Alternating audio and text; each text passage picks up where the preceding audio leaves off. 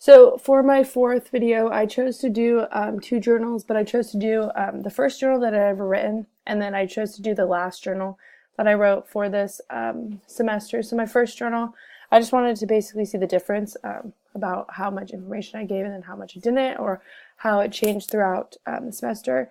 Also, I observed two different classrooms, so one's on one classroom and one's on the other.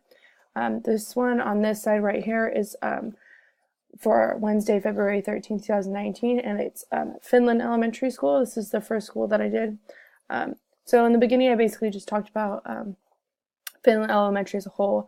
That school is really nice, actually. The only thing that kind of killed it was that the parking lot was super small, so a lot of the teachers and parents, when they had to come in, had to park on the street, which I kind of just thought was unsafe, also because it was a busy street going back and forth.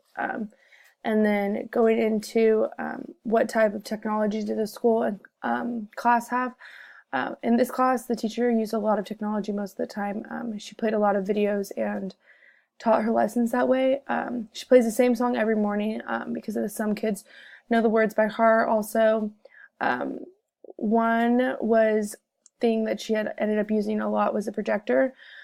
Which only the teacher had access to. All the technology in the class, actually, the teacher only had access to, or if she asked an aide to do something or use it or play with it. For the observation theme focus, I talked about describing the kids within the classroom. These kids were just normal kids, like every other classroom. They were mostly well-behaved. I didn't really see any problems all the way through the semester. No one ever really got in trouble. All the kids were prepared with the correct materials, which consisted of a workbook, usually with crayons, pictures, and examples, and obviously a pencil. And then the next question would be, how were students grasping what was being taught? The teacher was very good at explaining everything to the fullest. She also split her kids up into ability-wise stations to where she could tell which students needed more, and maybe she could stay closer to that side of the classroom instead of having to run back and forth. The next one would be describe the teacher how she was dressed. This is what I thought was super weird because I usually would think the teachers would dress up, but most of the time she came in jeans and a t-shirt.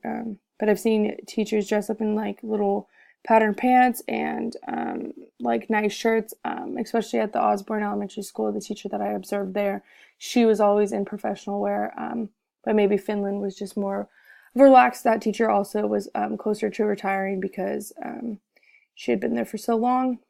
So the environment, like I said, was nice. The grass outside was well kept, and so was the school grounds. It does a really good job of keeping everything together so that the students don't get distracted also. The students that were at the school was a very diverse group, ranging from Hispanic backgrounds all the way to Hmong backgrounds. Also, the teachers, staff, and administrators, I did enjoy the company of them. They were also super nice and welcoming, and whenever I had a question, they would always help me out.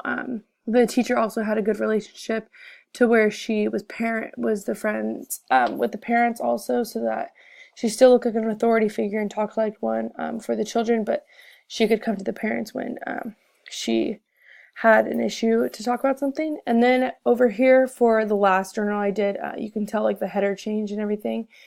Also, my length of paragraphs also had changed. At the Osborne Elementary School, there was very different aspects of the class and the teacher. During when the technology was brought out, this class was lacking a lot of technology. It wasn't up to date. Also, the students in the class seemed like they were everyday, just normal students also. They were happy and ready to learn. This also was a lower income school, so the kids were really happy just to sometimes get away from their home life.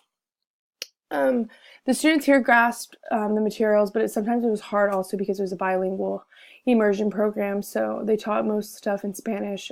So the kids that were Spanish speaking coming in really excelled, to where the kids that came in not speaking any Spanish might have had a rougher time.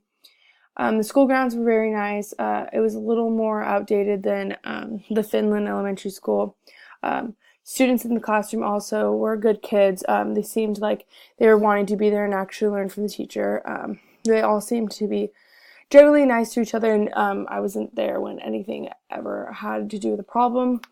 I like this teacher a lot. I love the way that she ran her classroom. I'm a huge fan of her because she believed in the same philosophy that I talked about in the other video, that her success depends on the student's success also.